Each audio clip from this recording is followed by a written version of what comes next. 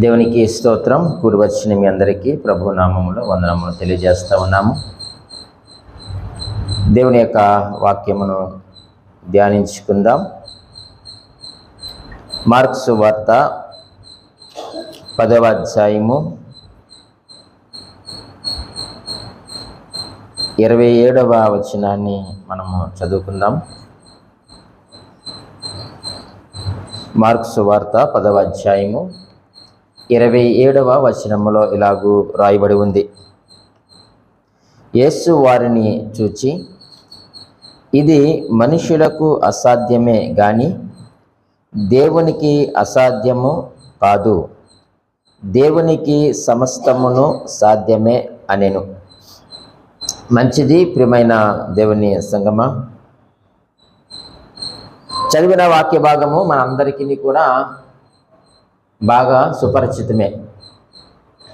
అనేక మార్లు మన యొక్క కుటుంబాలలో కానీ మన యొక్క వ్యక్తిగత జీవితాల్లో కానీ ఏదైనా ఒక సమస్య వచ్చినప్పుడు, ఏదైనా ఒక అవసరత వచ్చినప్పుడు మనము సర్వసాధారణంగా వాక్యముతో మాట్లాడేటువంటి మాట ఏమిటంటే, మనుషులకు అసాధ్యం కానీ దేవునికి అసాధ్యమైనది ఏదీ లేదు, ఆయనకి సమస్తము సాధ్యమే అనేటువంటి మాటను మనము మాట్లాడుతూ ఉంటాం.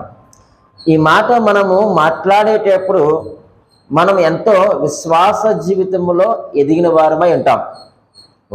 వారు మాత్రమే ఆ మాటను మాట్లాడగలరు.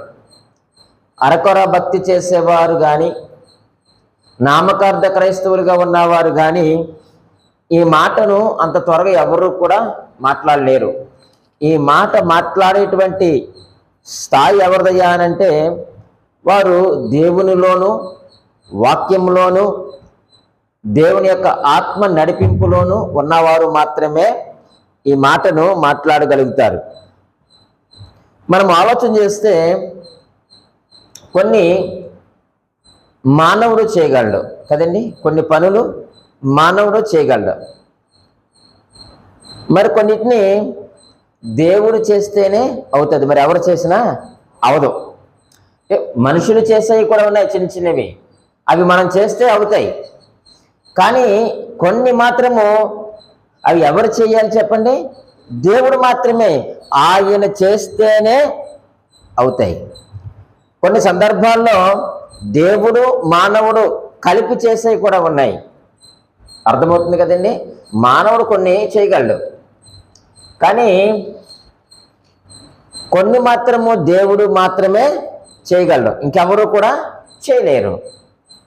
అలాగే కొన్ని విషయాల్లో మానవుడు దేవుడు ఇద్దరూ కలిసి కొన్ని చేయవలసినవి ఉన్నాయి. అయితే ప్రియమైన దేవుని సంగమా, ఈ వాక్య భాగము మనము చదువుతూ ఉన్నప్పుడు చాలాసార్లు మనము నిరాశలో నిస్పృహలో ఉన్నప్పుడు, వేదనలో ఉన్నప్పుడు, బాధలో ఉన్నప్పుడు, మనకు సహాయం ఏమీ కూడా లేనప్పుడు ఈ మాట క్రైస్తవులుగా లేక విశ్వాసులుగా మనలను ఎంతో బలపరుస్తుంది. అంతే కదండి. మనుషులకు అసాధ్యమే కానీ దేవునికి ఏంటంటే సమస్తమును సాధ్యమే, సమస్తమును సాధ్యమే, ఆయనకు అసాధ్యమైనది ఏది కూడా లేదు అన్న విషయాన్ని దేవుని వాక్యం చాలా స్పష్టంగా తెలియజేస్తూ ఉంది. అయితే ఈరోజు మనము కొన్ని అసాధ్యముల గురించి నేర్చుకుందాం. అసాధ్యము అంటే సాధ్యము కానివి కొన్ని ఉన్నాయి. అవి ఎలా జరుగుతాయి, ఎవరి వల్ల జరుగుతాయి అనేటువంటి విషయాన్ని కూడా మనము ఈ సమయంలో ఆలోచన చేయబోతూ ఉన్నాం. కొన్ని అసాధ్యములు ఉన్నాయి. ఏమిటి అసాధ్యములు అంటే, మొట్టమొదటిగా మనం ఆలోచన చేస్తే రక్తం చిందింపబడకుండా పాప క్షమాపణ అసాధ్యము. మొట్టమొదటి ఏంటండి? రక్తము చిందించబడకుండా పాప క్షమాపణ అసాధ్యము. అంతే కదండి. ఆ యొక్క పాప క్షమాపణ ఎలా పోతుంది, ఆ యొక్క పాపమునకు క్షమాపణ ఎలా దొరుకుతుంది అని మనం ఆలోచన చేస్తే పరిశుద్ధ గ్రంథంలో చాలా స్పష్టంగా హెబ్రీయులకు రాసినటువంటి పత్రికలో పౌలు భక్తుడు ఈ విషయాన్ని జ్ఞాపకం చేస్తూ ఉన్నారు. హెబ్రీయులకు రాసిన పత్రిక 9వ అధ్యాయము 27వ వచనములో, మనుషులు ఒక్కసారే మృతి పొందవలనని నియమింపబడెను, ఆ తర్వాత తీర్పు జరుగును. అలాగుననే క్రీస్తు కూడా అనేకుల పాపములను భరించుటకు ఒక్కసారే అర్పింపబడి తన కొరకు కనిపెట్టుకొని ఇండు వారి రక్షణ నిమిత్తము పాపము లేకుండా రెండవసారి ప్రత్యక్షమగును అనేటువంటి మాటను మనం అక్కడ చూస్తూ ఉన్నాం. అలాగనే 10వ అధ్యాయము 14వ వచనాన్ని కూడా మనం చదువుదాం. 10వ అధ్యాయము 14వ వచనము. ఒక్క అర్పణ చేత ఈయన పరిశుద్ధపరచబడు వారిని సదాకాలమునకు సంపూర్ణులుగా చేసి ఉన్నాడు. ఈ 2 వచనములు మనకి ఏమి నేర్పిస్తున్నాయ్యా అనంటే, రక్తము చిందింపబడకుండా పాప క్షమాపణ అసాధ్యము. మన యొక్క పాపమునకు క్షమాపణ, మన పాపమునకు విడుదల, మనకు విమోచనము ఎలాగా అని మనం ఆలోచన చేస్తే ప్రియమైన వాళ్ళరా, ఈ యొక్క మనం ఇంకా మంచి మాటను మీకు చూపిస్తాను. ఆ 10వ అధ్యాయము 4వ వచనంలో కూడా అలాగే రాయబడి ఉంది మంచి మాట. చూడండి, 10వ అధ్యాయం 4వ వచనంలో అంటున్నాడు, ఏలయనగా ఎడ్ల యొక్కయు మేకల యొక్కయు రక్తము పాపములను తీసివేయుట అసాధ్యము. మరి ఏ రక్తము మన యొక్క పాపములను తీసివేస్తుంది? ఏ రక్తము మన పాపముల నుంచి మనం విడిపిస్తుంది? ఏ రక్తము మనకు విమోచన కలిగిస్తుందయా అని అంటే, మన ప్రభువైన యేసుక్రీస్తు వారి యొక్క రక్తము. ఆ పరిశుద్ధమైనటువంటి రక్తము, నిష్కలంకమైనటువంటి రక్తము మన యొక్క పాపములకు క్షమాపణ కలుగు చేస్తూ ఉంది. ఈ ఎంత చక్కని మాట అండి. రక్తము చిందించబడకుండా పాప క్షమాపణ అసాధ్యము. నువ్వెన్ని పుణ్యకార్యాలు చేయి, నువ్వెన్ని దాన ధర్మాలు చేయి కదండి, నువ్వు ఎన్ని పుష్కరాల కంటే వెళ్ళు, లేకపోతే ఎన్ని నదుల్లో నువ్వు మునుగు, ఎన్ని గుడుల చుట్టూ నువ్వు తిరుగు, అంత మాత్రమే కాదు ప్రియమైన వాళ్ళరా, ఆ యొక్క పుణ్యాల కోసం చాలా మంది అగ్నిగుండాలు కూడా తొక్కుతూ ఉంటారు, ఆ యొక్క మంటల్లోంచి నడుస్తూ ఉంటారు, పుష్కరాలకు వెళుతూ ఉంటారు కదండి. అలాగే పుణ్యకార్యాలు చేస్తారు, తీర్థయాత్రలు చేస్తారు. ఇవేమీ కూడా మన యొక్క పాపములకు క్షమాపణ అందించలేవు. ఇవి చేస్తూ అనుకుంటారు, నేను నా పాపాలన్నీ నేను పోగొట్టుకున్నాను అనుకుంటున్నారు. కానీ నీవు పుణ్యక్షేత్రాలకు వెళ్ళి, లేకపోతే ఎక్కడెక్కడికో వెళ్ళి నువ్వు ఎక్కడెక్కడో మునిగితే నువ్వు పోగొట్టుకున్నది ఏంటో చెప్పమంటారా? నీ డబ్బులే తప్ప పాపాలు మాత్రము కాదు. నువ్వెక్కడ తిరుగు ఈ ప్రపంచంలో, ఏ పుణ్యక్షేత్రానికి వెళ్ళు, నువ్వే నదిలో నువ్వు మునుగు, నువ్వు పోగొట్టుకుంటుంది ఏంటో తెలుసా? నీ డబ్బులే కానీ ప్రియమైన వాళ్ళరా, పాపాలు మాత్రము ఎవరు కూడా పోగొట్టుకోలేకపోతా ఉన్నారు. అందుకే దేవుడి వాక్యం సెలవిస్తూ ఉన్నది. చూడండి, మేకల యొక్క గాని ఎడ్ల యొక్క గాని రక్తము పాపములను తీసివేయుట అసాధ్యము. అది అసాధ్యము. మరి ఏ రక్తము మన యొక్క పాపముల నుంచి మనకు విమోచన కలిగిస్తుందయా అని అంటే, ప్రభువైన యేసుక్రీస్తు వారి యొక్క పరిశుద్ధమైన నిష్కలంకమైనటువంటి రక్తము ద్వారా మాత్రమే మన యొక్క పాపములకు ఏం కలుగుతుందట? క్షమాపణ కలుగుతుంది. మనల్ని పాపముల నుంచి విడిపించేది ఏమిటయా అనంటే యేసుక్రీస్తు వారి యొక్క సిలువ రక్తము మాత్రమే. ఆ రక్తములో మనకు విమోచన ఉంది. ఆ రక్తం ద్వారా మనము కడగబడితే మనము పరిశుద్ధపరచబడతాం, పరిశుద్ధులం అవుతాం. ఆ రక్తము మన పైన ప్రోక్షించబడినప్పుడు, ఆ రక్తము చేత మనం శుద్ధి చేసినప్పుడు మన పాపములన్నీ కూడా తుడిచివేయబడి మనము పరిశుద్ధులుగా మనము తీర్చబడతాం. మనం అనుకుంటున్నాం ప్రియమైన వాళ్ళరా, నాకు అసాధ్యమైనది లేదు, నేను ఏదేదో చేసి నేను నా పాపాలన్నీ నేను పోగొట్టుకుంటాను అనుకుంటున్నాం. నువ్వెంత పుష్కరాల్లోకి వెళ్ళి స్నానం చేస్తే మనకు వచ్చేది జలుబు జ్వరము తప్ప మరేది కూడా రాదు. అటువంటి సమయంలో రోగాలు చాలా వస్తాయి. ఎందుకంటే అందరూ ఒకసారి మునుగుతారు, ఎవరి శరీరానికి ఏ రోగం ఉందో కదండి.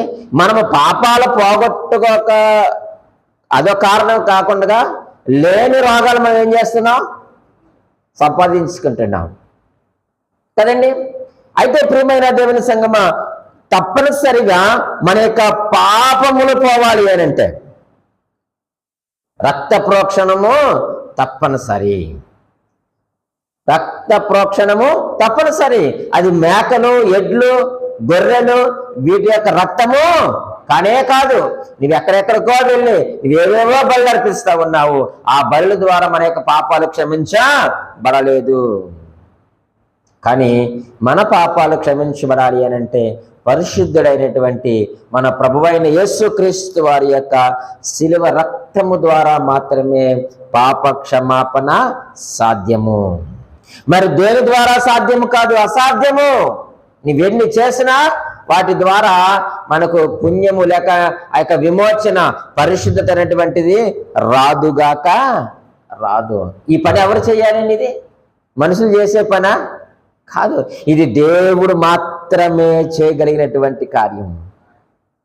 కొన్ని మనుషులు చేస్తారు, అది వారికి సాధ్యం.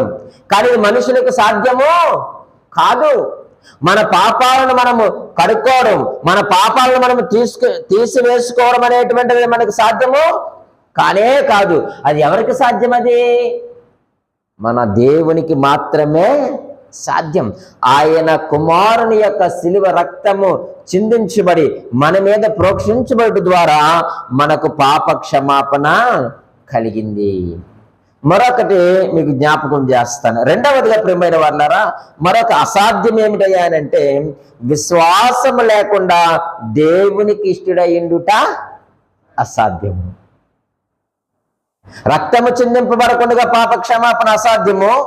రెండవదిగా మనం ఆలోచన చేస్తే ప్రియమైన దేవుని సంగమా, విశ్వాసము లేకుండా దేవునికి ఇష్టడయ్యుండుట అసాధ్యము. ఆ మాటను మనము అనేక మార్లు మనము చదువుకున్నాం. హెబ్రీయులకు రాసిన పత్రిక 11వ అధ్యాయము 6వ వచనములో మనం ఈ మాటను చూస్తూ ఉన్నాం. విశ్వాసము లేకుండా దేవునికి ఇష్టడయ్యుండుట అసాధ్యము.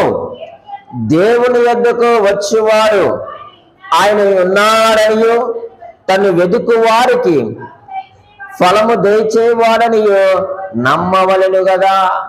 విశ్వాసము లేకుండా దేవునికి ఇష్టడయ్యుండుట అసాధ్యము. ప్రియమైన దేవుని సంగమా, మనం ఆలోచన చేస్తే ఇజ్రాయేల్ ప్రజలు అరణ్యంలో వారు ప్రయాణం చేస్తూ ఉన్నప్పుడు అనేక మార్లు వారు దేవునికి ఇష్టలై ఉండలేక పోయారు. అలా ఉండలేకపోయినారు కాబట్టి వారు అనేక మార్లు వారు సంహరించబడ్డారు. అనేక మార్లు దేవుని చేత సంహరించబడ్డారు, దేవుని చేత హెచ్చరించబడ్డారు. దేవుని యొక్క కోపం, దేవుని యొక్క ఉగ్రత వారిపైన రగులుకుంది. కారణం ఏమిటి అని అంటే వారు దేవుని మీద ఏముంచలేకపోయారటండి, విశ్వాసం ఉంచలేకపోయారట.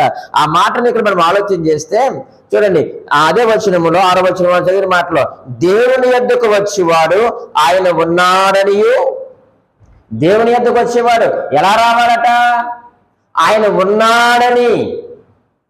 మరి ఉన్నాడనే సంగతి ఇశ్రాయేలు ప్రజలకు తెలియదండి. ఐగుప్తు దేశంలో వారు ఉన్నప్పుడు 10 తెగుళ్ళు రప్పించినాడు కదా. ఇజ్రాయేల్ ప్రజలందరూ కూడా క్షేమముగా ఉన్నారు కదండి. ఐగుప్తు ఇంట్లో చీకటి ఉన్నప్పటికీ ఇజ్రాయేల్ దగ్గర ఏముందండి? వెలుగుంది కదండి. వారి గృహాల్లోకి కప్పలు, పేళ్ళు, ధూళి, మిడతలు ఇవన్నీ కూడా వారి గృహాల్లోనికి వెళ్ళినప్పటికీ కూడా ఇశ్రాయేలీయుల యొక్క గృహంలోనికి ఏది కూడా సమీపించలేదు. మరి దేవుడు ఉన్నాడని వారు ఎరగలేదంటారండి. ఆ రోజు దేవుడు ఉన్నాడని వారికి తెలియదా? ఈరోజు మనము కూడా అనేకులు ఏం చేస్తున్నారంటే దేవుడు ఉన్నాడన్న సంగతి మర్చిపోతున్నాం. మనం నమ్మామంటే నమ్మామని అనుకుంటున్నాము. కానీ ప్రియమైన దేవుని సంగమా, నిజముగా దేవుడు ఉన్నాడు అని నీవు ఎరగవలసిన వారిగా మనం ఉన్నాం. తన్ను వెతుకు వారికి ఫలము దయచేవాడనియో నమ్మవలని కదా. విశ్వాసం అంటే ఏమిటి? దేవుడు ఉన్నాడని నువ్వు నమ్మాలి. నువ్వు ఆయన వెతికినప్పుడు, ఆయనకు మొర్ర పెట్టినప్పుడు, ఆయనకు ప్రార్థించినప్పుడు ఖచ్చితంగా ఆయన నీకు సహాయము చేస్తాడని, లేక నీకు ఫలము దయచేయవాడని, నీ ప్రార్థనకు ప్రతిఫలం ఇచ్చేవాడని నీవు నమ్మాలి కదా. నీవు ఉన్నాడని నమ్మకపోయినా ఆయన దగ్గరకు వచ్చినప్పుడు ఆయన మనకు ఫలము దయచేస్తున్నటువంటి నమ్మిక లేకపోయినా మనము విశ్వాసములో లేని వారమని అర్థమైపోతూ ఉంది. అందుకనే దేవుని వాక్యం సెలవిస్తూ ఉంది, విశ్వాసం లేకుండా దేవునికి ఇష్టలయ్యుండుట అసాధ్యము. ఈ కార్యము కూడా దేవుడే చేయాలి. నీలో నాలో విశ్వాసము పుట్టించేది ఎవరు చెప్పండి? దేవుడే, పరిశుద్ధాత్మ దేవుడు మనలో ఉండి మనను ఆ దేవుని పైన ఆయన ఉన్నాడని నమ్మిక కలిగిస్తాడు. నీవు ప్రార్థిస్తే నీ ప్రార్థనకు ప్రతిఫలం లేక ఫలం ఇస్తున్నటువంటి నమ్మికను ఆయన మనలో పుట్టిస్తాడు. ఈ నమ్మిక మనల్ని విశ్వాసంలోనికి నడిపిస్తుంది. అప్పుడు మనము దేవునికి ఇష్టలై ఉంటాం. ప్రియమైన దేవుని సంగమా, దేవునికి ఇష్టలుగా చేసేవి రెండు ఉన్నాయండి. ఒకటి సత్యము. దేవునికి ఇష్టలుగా చేసేది ఏంటి చెప్పండి? సత్యము. మీరు చదవండి సామెతల గ్రంథము 12వ అధ్యాయము 22వ వచనాన్ని మనము చదువుదాము. అబద్ధమాడు కదవులు యెహోవాకు హేయములు, సత్యవర్తనులు ఆయనకిష్టులు. ఎంత చక్కని మాట! దేవునికి ఇష్టలుగా చేసే దాంట్లో మొట్టమొదటి ఏంటి చెప్పమంటారా? సత్యము. ఈ లోకంలో ఉన్నప్పుడు మనము సత్యవర్తనులుగా మనము జీవించాలి. అబద్ధమాడు కదవులు ఎవరికి హేయములట? యెహోవాకు హేయములు. అబద్ధమాడితే, తప్పుడు మాటలు మనం ఆడితే, మోసకరమైన మాటలు మన పెదవులో వస్తే అవి దేవునికి హేయమైనవి. 12వ అధ్యాయం 22వ వచనంలో ఎంత స్పష్టంగా మాట్లాడుతున్నాడో సామెతల గ్రంథంలో. మరి ఎవరు దేవునికి ఇష్టలంటే సత్యవర్తనులు, సత్యము కలిగి నడుచుకునేవారు, సత్యమును మాట్లాడేవారు, సత్యమును బోధించేవారు, సత్యమును చూసేవారు, సత్యమును అనుసరించేవారు, సత్యముగా బ్రతికేవారు దేవునికి ఇష్టలు. మరి ఈరోజు మనము సత్యముతో మనం మాట్లాడుతున్నామా, లేక సత్యమే మనం మాట్లాడుతున్నామా? మనము సత్యవర్తనులుగా మంచివారిగా మనం ప్రవర్తన చేస్తున్నామా? చేయాలి. ప్రియమైన దేవుని సంగమా, దేవునికి ఇష్టలుగా చేసేటువంటి దానిలో మొదటిది సత్యము అయితే రెండవది విశ్వాసము. దేవునికి ఇష్టలుగా చేసే దాంట్లో మొదటిది సత్యము, రెండవది ఏంటి చెప్పండి? విశ్వాసము. సత్యము, విశ్వాసము ఈ రెండు కూడా మనల్ని దేవునికి ఇష్టలుగా చేస్తాయి. కొరింథీయులకు రాసిన పత్రిక 10వ అధ్యాయము 5వ వచనాన్ని మనము చదువుకుందాం. 10వ అధ్యాయము 5వ వచనము. అయితే వారిలో ఎక్కువ మంది దేవునికి ఇష్టలుగా ఉండకపోయారు గనుక అరణ్యములో వారు ఏం చేయబడిరి? సంహరింపబడిరి. అనేకులు దేవునికి ఇష్టలుగా ఉండలేకపోయారు. అంటే వారు సత్యవర్తనులుగా ఉండలేకపోయారు, వారు దేవుని మీద విశ్వాసము ఉంచలేకపోయారు. అంతే కారణం. మనం ఎప్పుడు దేవునికి ఇష్టలుగా ఉండమంటే ఎప్పుడైతే మనం సత్యము మాట్లాడమో, ఎప్పుడైతే దేవుని పైన మనం విశ్వాసం ఉంచమో అప్పుడు మనం దేవునికి ఏమై ఉండము? ఇష్టలై ఉండము. ఏమండి వారికి తెలియదండి? ఎర్ర సముద్రమును చేల్చలేదండి దేవుడు? రెఫీదీములోను సీను అరణ్యములోను వారికి నీళ్లు లేవంటే ఎలా రప్పించినాడండి? మరి విశ్వాసం వారు ఎందుకు ఉంచలేదు అనంటే వారిలో సత్యం లేకపోయింది. వారు దేవుని యందు విశ్వాసము ఉంచలేకపోయారు. అంతమందికి దేవుడు నీళ్ళు ఇచ్చిన వాడు, అంత పెద్ద ఎర్ర సముద్రమును రెండుగా చీల్చినటువంటి దేవుడు వారు అడిగితే ఆహారం పెట్టలేరండి, వారు అడిగితే నీళ్ళు ఇవ్వలేరండి. కానీ వారు విశ్వాసం ఉంచలేకపోయారు, వారు సత్యవర్తనులుగా నడవలేకపోయారు. కాబట్టి వారు దేవునికి ఇష్టలుగా లేరు, దేవునికి ఇష్టలుగా ఉండలేకపోయారు. కాబట్టి వారు అరణ్యములు ఏం చేయబడ్డారట? సంహరించబడ్డారు. మరి ఈరోజు మనము దేవునికి ఇష్టంలో ఉండకపోతే మరి మనం సంహరించబడుతున్నామంటే మనము సంహరించబడము. కానీ ప్రియమైన వాళ్ళరా, మనం కొన్ని సమస్యలు కొని తెచ్చుకుంటాం. మనం సంహరించబడము, కానీ మనకేమి జరుగుతున్నాయా అంటే కొన్ని భౌతికపరమైనటువంటి సమస్యలను మనం ఏం చేస్తామని చెప్పండి? ఆహ్వానిస్తున్నాం. అంతే. కొన్ని ఇబ్బందులు, కొన్ని కష్టాలు, కొన్ని నష్టాలు మనకు రావడానికి గల కారణం ఏమిటంటే, నాకు అనిపిస్తూ ఉంటుంది అప్పుడప్పుడు చాలా మంది అంటారు మన విశ్వాసంతో ఉంటే దేవుడు మనం పరీక్షిస్తాడంటారు. నిజమే, కాదంట లేదు. అందుకు ఉదాహరణ చాలా మంది ఏం చేస్తారంటే యోబు గారని చెప్తారు. కానీ నేను అంటాను ప్రియమైన వాళ్ళరా, యోబు గారంత విశ్వాసం నిజంగా మనలోనే ఉందా? ఒకవేళ దేవుడు నిన్ను నన్ను పరీక్షించాలని ఒకవేళ ఆయనే కనుక అనుమతిస్తే సమస్యల్ని శ్రమలని మనము ఓర్చుకొని నిలవబడగలమంటావా? నాకు అనిపిస్తుంటుంది అప్పుడప్పుడును, ఎందుకు మనకు ఈ శ్రమలు సమస్యలు వస్తున్నాయి అని అంటే నాకు ఇదే అనిపిస్తుంది. ఏమిటి? మనము దేవునికి ఇష్టలుగా ఉండని కారణాన శ్రమలు వస్తున్నాయి. ఆయనకి ఇష్టలుగా ఉండాలి. విశ్వాసముతో మన భక్తి జీవితాన్ని, విశ్వాస జీవితాన్ని మనము చేయాలి. సత్యవర్తనులుగా మనం జీవించాలి. ఆయన సత్యవంతుడు, ఆయన్ని వెంబడిస్తున్నటువంటి మనము సత్యవంతులము. ఆయనే కూడా సత్యవర్తనుడు, మనము కూడా సత్యవర్తనులుగా మనం ఈ భూమి మీద బ్రతకాలి. సత్యము విశ్వాసము దేవునికి ఇష్టలుగా చేస్తుంది. మనము దేవునికి ఇష్టలుగా ఉండకపోతే ఆటోమేటిక్గా శ్రమలన్నీ కూడా మనలోనికి ప్రవేశిస్తాయి. మనమే వాటికి ద్వారాలు తెరిచిన వారుగా ఉంటాం, ఎప్పుడు దేవునికి ఇష్టలుగా ఉండకపోతే. కాబట్టి ప్రియమైన దేవుని సంగమా, దేవుని వాక్యం తెలియజేస్తా ఉంది, విశ్వాసం లేకుండా దేవునికి ఇష్టలయ్యుట అసాధ్యము. ఈ విశ్వాసాన్ని మనము పెంపొందించుకోవాలి. దేవుడు ఉన్నాడని విశ్వాసం ఉంచు. ఆయన్ని వెతికినప్పుడు లేక ఆయనకి మొరపెట్టినప్పుడు ఆయన ప్రతిఫలం ఇస్తాడని నీవు నమ్మి మనము దేవుని దగ్గరికి రావాలి. అది ఆయనకి ఇష్టలుగా చేస్తుంది. మూడవదిగా మనం ఆలోచన చేస్తే ప్రియమైన వారులారా, మూడవదిగా మనం ఆలోచన చేస్తే పరిశుద్ధత లేకుండా ప్రభువును చూచుట అసాధ్యము. మనం అసాధ్యాల గురించి మనం మాట్లాడుకుంటున్నాం కదండి. పరిశుద్ధత లేకుండా ప్రభువును చూచుట అసాధ్యము.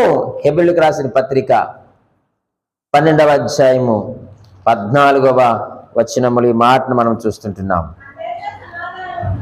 అందరితో సమాధానమును పరిశుద్ధతయు కలిగి ఉండుటకు ప్రయత్నించుడి. పరిశుద్ధత లేకుండా ఎవడును ప్రభువుని చూడడు. అందుకనే ప్రియమైన వాళ్ళరా, పరిశుద్ధత లేకుండా ప్రభువును చూచుట అసాధ్యము. నువ్వు ప్రభువుని చూడాలి అని అంటే మనం ఎలా ఉండాలట? పరిశుద్ధముగా ఉండాలి, పరిశుద్ధత కలిగి ఉండాలి. ఈ పరిశుద్ధత అనేటువంటిది ప్రియమైన దేవుని సంగమా, ఈ లోకములో దేవుళ్ళు లేక దేవతలు అనబడే వారిలో నుంచి మన యొక్క ప్రభువుని వేరు చేసిన గొప్ప లక్షణం ఏమిటయ్యానంటే పరిశుద్ధత.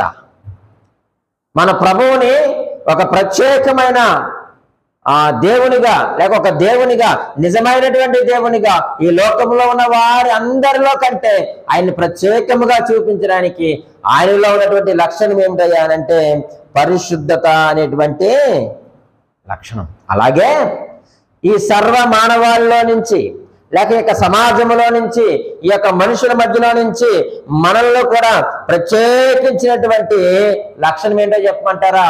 పరిశుద్ధత. అటు దేవుళ్ళు దేవతలు అనబడే వారిలో నుంచి మన ప్రభువుని వేరు చేసిన లక్షణం పరిశుద్ధత అయితే, ఈ లోకంలో నుంచి ఈ సమాజంలో నుంచి మనలను ప్రత్యేకపరిచిన లక్షణం ఏంటో చెప్పండి? పరిశుద్ధతే. ఆ రోజు ఆ దేవుని వారందరిలో నుంచి ప్రత్యేకపరిచిన లక్షణం ఆయనలో ఏముందయ్యానంటే మన ప్రభువులో ఉన్నటువంటిది పరిశుద్ధత. ఈరోజు ఈ యొక్క కుళ్ళిని సమాజంలో నుంచి, ఈ పాపపు లోకములో నుంచి, ఈ యొక్క చెడ్డ సమాజంలో నుంచి మనల్ని ప్రత్యేకపరిచేది ఏంటయ్యానంటే పరిశుద్ధత అనేటువంటి లక్షణం. పరిశుద్ధత అనేటువంటి లక్షణం. ఈ యొక్క పరిశుద్ధతకు మూల కారణం. ఈ పరిశుద్ధత ఎలా వస్తుంది మనలోనంటే మరలా దాన్ని కూడా దేవుడే మనలో కలుగు చేయవాడు, ఆయనే అనుగ్రహిస్తాడు పరిశుద్ధత. ప్రియమైన దేవుని సంగమా, ఈ లోకంలో అందుకనే ఆయన అన్నాడు, నాలో పాపం ఉందని మీలో ఎవరైనా స్థాపించగలరా అని ఛాలెంజ్ చేశాడండి మన ప్రభువారు బ్రతుకున్న దినాల్లో. ఈ లోకంలో దేవుళ్ళు దేవతలుగా పిలువబడిన వారు ఎవరు ఆ మాట అనగలిగారు చెప్పండి? నేను పరిశుద్ధులని లేక నేను పరిశుద్ధురాలని ఎవరైనా ఈ మాట చెప్పగలిగినారా? చెప్పలేదు. అందుకే ఈ మాట చెప్పిన కారణాన మన ప్రభు వారందరిలో నుంచి వేరు చేసినటువంటి లక్షణం ఏంటంటే పరిశుద్ధత. ఈరోజు ఈ లోకంలో బ్రతుకుతున్న మనము కూడా ప్రత్యేకంగా ఉండాలి. ప్రత్యేకంగా ఉండడం అంటే ఎలాగుంటాం? మంచి మంచి బట్టలు కట్టుకుంటే ప్రత్యేకత, లేకపోతే మన కారుల్లో తిరగడం ప్రత్యేకత, లేకపోతే బైకుల్లో తిరగడం ప్రత్యేకత, లేకపోతే ఏవేవో ఖరీదైన ఆహారము భోజనం చేయడం ప్రత్యేకత కాదు. ఈ లోకంలో నుంచి మనల్ని ప్రత్యేకపరిచేది ఏమిటయ్యా అంటే పరిశుద్ధత మాత్రమే. ఈ లోకంలో నుంచి మనల్ని ప్రత్యేకపరిచేది పరిశుద్ధత. ఆ పరిశుద్ధత మనలో ఉంటే మనం ఎవరిని చూస్తాం చెప్పండి? ప్రభువుని చూస్తాం. పరిశుద్ధత లేకుండా మనం ప్రభువుని చూచుట అసాధ్యము అన్నాడు ఆయన. అసాధ్యము ప్రభువును చూచుట. పరిశుద్ధత లేకుండా ఎవడును ప్రభువును చూడలేడు. ఆ యొక్క పరిశుద్ధతను మనం సంపాదించుకోవాలి. ప్రభువు కొరకు మనం బ్రతకాలి అనుకున్నప్పుడు, ప్రభువును మనము చూడాలనుకున్నప్పుడు, ఆయన యొక్క ముఖ దర్శనము మనము చేయాలనుకున్నప్పుడు మనలో ఏముండాలి చెప్పండి? పరిశుద్ధత రావాలి. ఈ పరిశుద్ధత ఎలాగొస్తుంది అంటే మన యొక్క పాపాలకు క్షమాపణ మనము పొందాలి. అలాగే ప్రియమైన వారలారా, రెండవదిగా విశ్వాసములో మనము స్థిరులుగా ఉండాలి. అప్పుడు మనలో ఆ యొక్క పరిశుద్ధత నిలిచి ఉంటుంది. మనలో పరిశుద్ధత నిలిచి ఉంటే మనము అప్పుడు ఏం చేస్తాం చెప్పండి? ప్రభువును చూస్తాం. అందుకే మత్తయి సువార్తలో అంటున్నాడు కదా, 5వ అధ్యాయములో మనం ఆ ధన్యతలు మనం చూస్తే, హృదయ శుద్ధి గలవారు ధన్యులు, వారు దేవుణ్ణి చూస్తారు. మన ప్రభువుని చూడాలి అని అంటే హృదయ శుద్ధి ఉండాలి, హృదయములో పరిశుద్ధత శుద్ధత ఉండాలి. అప్పుడు వారు మాత్రమే ప్రభువును చూడగలరు. మనం ఎన్ని పుణ్యకార్యాలు, మనం ఇందాక మనం పైన చూసిన అంశాలు ఏది మనం చేసినప్పటికీ కూడా మనం ప్రభువును మాత్రము చూడలేము. మనము సత్యవర్తనులుగా ఉండాలి, మన యొక్క హృదయం శుద్ధిగా ఉండాలి. అప్పుడు పరిశుద్ధులైనటువంటి ఆ దేవుని మనము చూడగలుగుతాం. కాబట్టి పరిశుద్ధత లేకుండా ప్రభువుని చూచుట అసాధ్యము అన్నాడు. ఇప్పటికి 3 అసాధ్యాలు చెప్పాను కదండి. మొదటిది ఏంటంటే రక్తము చిందించబడకుండా పాప క్షమాపణ అసాధ్యము. రెండవది విశ్వాసము లేకుండా దేవునికి ఇష్టడైండుట అసాధ్యము. మూడవది పరిశుద్ధత లేకుండా ప్రభువును చూచుట అసాధ్యము. నాలుగవదిగా మనం ఆలోచన చేస్తే ప్రభువుకి వేరుగా ఉండి ఏదో చేయుట అసాధ్యము. ప్రభువుకి వేరుగా ఉండి ఏదో చేయుట, లేక ప్రభువుకి వేరుగా ఉండి మనం ఏమీ కూడా చేయలేము, అది అసాధ్యం. యోహాను సువార్త 15వ అధ్యాయము 5వ వచనము, ద్రాక్షావల్లిని నేను, తీగెలు మీరు. ఎవడు నా యందు నిలిచియుండునో, నేను ఎవని యందు నిలిచియుండునో వాడు బహుగా ఫలించును. చూడండి, నాకు వేరుగా ఉండి మీరు ఏమీ చేయలేరుగాక చేయలేరు. కాబట్టి ప్రియమైన వారులారా, ప్రభువుకి వేరుగా ఉండి ఏదో చేయుట అసాధ్యం. ఏం చేయగలం? అంత ఎందుకండి? చాలా సార్లు మన కుటుంబాల్లో మన పిల్లలు, లేకపోతే ఒకవేళ మీరు అనకపోవచ్చు కానీ మీ తల్లిదండ్రులు మీ అన్నదమ్ములు లేకపోతే మీ అక్కజల్లు కలిసి ఉన్నప్పుడు అంటారు, ఒరే నువ్వు ఇంట్లోంచి పోయి ఏం చేయగలవు ఎప్పుడని నువ్వు అంటారు కదండి. నువ్వు అమ్మ నేను వేరే కాపురం పెట్టుకుంటాను, నేను వేరే వెళ్ళిపోతానంటే అనేవారు. అప్పుడు తెలియదు, ఒరే నువ్వు బయటికి వెళ్ళి ఏం చేస్తావురా, ఇప్పుడు ఎవరు నన్ను కాదని నువ్వేం చేయగలవు అంటామండి మన పిల్లల్ని. నన్ను కాదని నువ్వు బయటికి వెళ్ళి ఏం చేయగలవు? ఏమీ చేయలేవురా, మళ్ళీ నీకు మీ నాన్నే కావాలి లేకపోతే మీ అమ్మే దిక్కురా నీకు అంటాం. అంటే భౌతిక పరమైన సంబంధం కలిగి ఉన్న మనమే, ఒరే నేను లేకపోతే నన్ను వదిలి వేరుగా ఉండి నువ్వేమీ చేయలేవురా బాబు, మళ్ళీ నేను మీ అమ్మే నీకు దిక్కు అని అంటాం మనం. చాలా మంది అన్నారు, నేను విన్నాను కూడా. మరి అటువంటిది మరి మన పరమ తండ్రికి వేరుగా ఉండి మనం ఏం చేయగలం చెప్పండి? ఏమైనా చేయగలమంటారా? ఏమీ మనం చేయలేం, ఏమీ చేయలేం ప్రియమైన దేవుని సంగమా. అందుకే అంటున్నారు ఆయన, ద్రాక్షావళిని నేను, తీగలు మీరు. ఎవడు నా యందు నిలిచి ఉండునో, నేను ఎవరి యందు నిలిచి ఉండునో వాడు బహుగా ఫలిస్తాడు. ఆయన ద్రాక్ష వల్లి, మనం ఎవరు? మనము తీగలము. అర్రే నేను నీతో నేను ఉండను, నేను వేరుగా ఉంటాను అన్నది అనుకున్న తీగ ఏమైపోతుంది? ఎండిపోద్ది, మారిపోద్ది అంతే. అందుకని ఆయన ఎంత స్పష్టంగా చెప్పాడు చూడండి. ఆయన వేరే ఒకలా చెప్తే మనకు అర్థం కాకపోను. 2 రోజులు మనం మొక్కకు నీళ్ళు పోయకపోతే ఏమైపోతుంది చెప్పండి? అది ఎండిపోయి వాడిపోతుంది. ఆకులు కొంచెం పచ్చగా ఉన్నప్పటికీ అవి చాలా డల్లగా కనిపిస్తాయి. వెంటనే మనం ఒక జగ్గు నీళ్ళు పోయగానే ఒక ½ అన్ అవర్ అయితే 1 అవర్లో వెంటనే చక్కగా ఉంటుంది. మరి అటువంటిది ఆ యొక్క ద్రాక్షావల్లికి తీగిలిగా ఉన్న మనం అంటు కట్టబడకుండా లేదు లేదు నేను వేరుగా ఉంటానని తెగతెంపులు చేసుకున్నాం అనుకోండి, విత్ ఇన్ అవర్స్ లో ఇదేమైపోతుంది చెప్పండి, శాశ్వతంగా వెండిపోతుంది. ఇంకా అంతే కదండి, శాశ్వతంగా ఎండిపోతుంది. ఒకవేళ నువ్వు చిన్నది ఇరిగిపోయి ఉన్నప్పుడు దాన్ని ఒకవేళ దేనికైనా కట్టు కట్టామనుకోండి, అది మరలా దాంతో అంటు కట్టబడి ఏమవుతుంది చక్కగాది ఆ ద్రాక్షలో ఉన్నటువంటి సారమును గ్రహించి అది పచ్చగా అవుతుంది, తర్వాత ఫలిస్తుంది. అందుకే ఆయన అంటున్నాడు, నాకు వేరుగా ఉండి మీరు ఏదో చేద్దాం అనుకుంటున్నారు కానీ అది అసాధ్యము అంటున్నాడు దేవుడు చాలా స్పష్టంగా. అసాధ్యము. మనకు తెలుసు ప్రియమైన దేవుని సంగమా, ఏలియా గారి గురించి మనకు తెలుసు కదండి. దేవునితో ఆయన సహవాసం కలిగి ఉన్నాడు కాబట్టి, ఆయనతో ఆయన అంటు కట్టబడి ఉన్నాడు కాబట్టి 450 మంది ఆ యొక్క బయలు ప్రవక్తలతో ఆయన ఏం చేశాడు, ఛాలెంజ్ చేసి గెలిచాడు. 450 మంది ఆ యొక్క అస్తారోతు ఆ బయలుదేవత ప్రవక్తలు గెలిచాడు. కారణం ఏంటి? ఆయన దేవునికి వేరుగా ఉండి గెలవలేదు. ఆయనకి తెలిసి వేరుగా ఉంటే గెలవలేదని. అప్పటికే ఆయన ఏమన్నాడు, ప్రభా నేను వంటన వాడిని, ఇంకా నేను పరిగెత్తనవాడు, నన్ను చంపే అన్నాడు. అటువంటిది 450 మంది బయలు ప్రవక్తలు ఎదురుగా ఉన్నప్పుడు నేను ఒక్కనే జయించగలను అనుకుంటారా ఎవరైనా? ఆయనకు తెలుసు. అందుకనే ఆయన దేవుడితో సహవాసం కలిగి ఉన్నాడు కాబట్టి, ఆయనతో పెనవేసుకొని ఉన్నాడు కాబట్టి వారందరినీ కూడా ఛాలెంజ్ చేశాడు. ఛాలెంజ్ చేసి ప్రియమైన వాళ్ళరా వారి మీద గెలిచాడు ఆయన.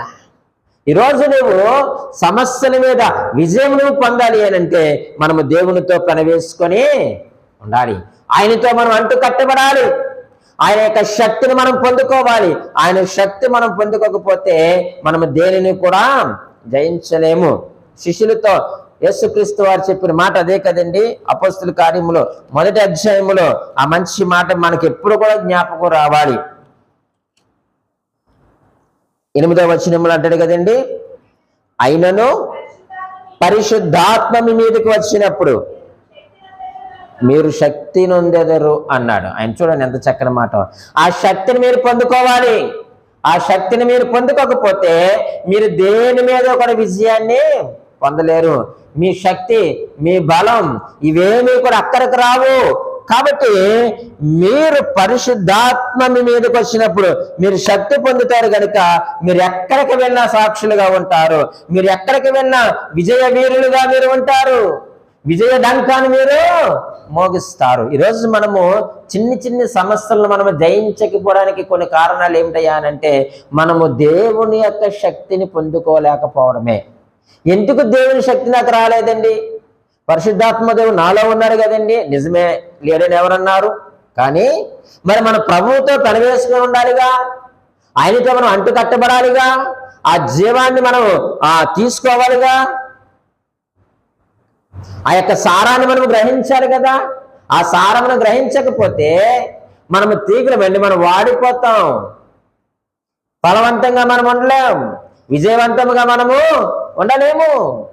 ప్రియ దేవుని సంగమా, దేవుని వాక్యం సెలవిస్తూ ఉన్నాడు, మీరు ప్రభువు నాకు లేక నాకు వేరుగా ఉండి మీరు ఏదో చేద్దాం అనుకుంటారు కానీ మీరు ఏమీ కూడా చేయలేరు. ప్రభువుకు వేరుగా ఉండడం అంటే ఒక మాట చెప్పమంటారా? ఉప్పు లేని పప్పుసారే కదండి. పప్పుసారి ఎంత బాగా పెట్టిన ఉప్పు వేయకపోతే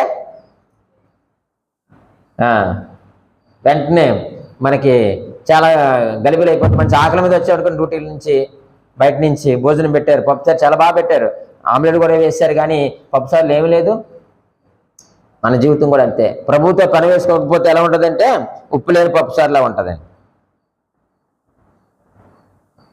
ఇంకొక మాట ఏంటంటే ప్రభువుతో మనం పని వేసుకోకపోతే మనం చచ్చిన శవం లాంటి వాళ్ళం అంతే. ఎందుకు పనికిరాం, దేనికి ఉపయోగం ఉండదు, అది గోతులు పడడం తప్ప.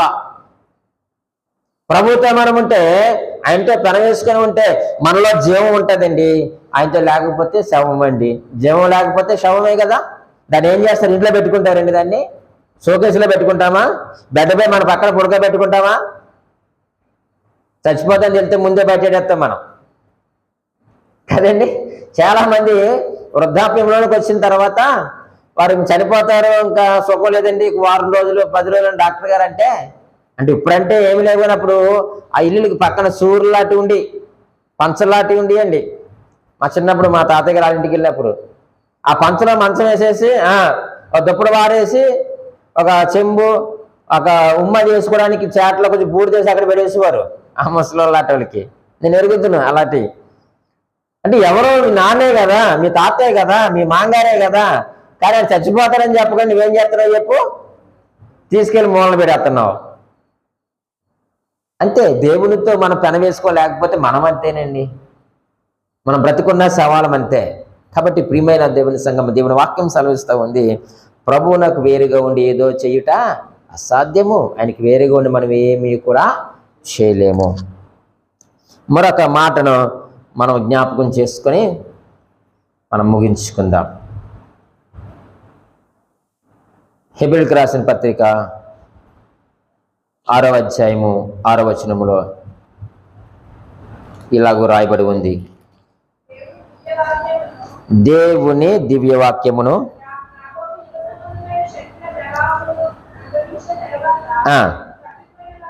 తప్పిపోయిన వారు తమ విషయములో దేవుని కుమారుని మరలా సిలువ వేయచ్చు బాహాటముగా ఆయనను అవమానపరుచుచున్నారు గనుక మారు మనసు పొందినట్లు అట్టి వారిని మరలా నూతన పరచుట అసాధ్యము. ఈ మాట మనకి ఏమి నేర్పిస్తుందంటే, తెలిసి తెలిసి పాపం చేసి అపవిత్రతను పోగొట్టుకుంటే వారిని నూతన పరచుట అసాధ్యమట. ఎవరంటే అండి వీళ్ళు? తెలిసి తెలిసి పాపం చేసేవాళ్ళు. అటువంటి వారిని నూతన పరచుట అసాధ్యము. తెలిసి తెలిసి పాపం చేసి వారి యొక్క పవిత్రతను ఎవరైతే పోగొట్టుకుంటారో వారిని నూతన పరచుట అసాధ్యము. చూడండి, ఆ మాట చక్కగా రాస్తూ ఉన్నాడు అక్కడ ఆయన.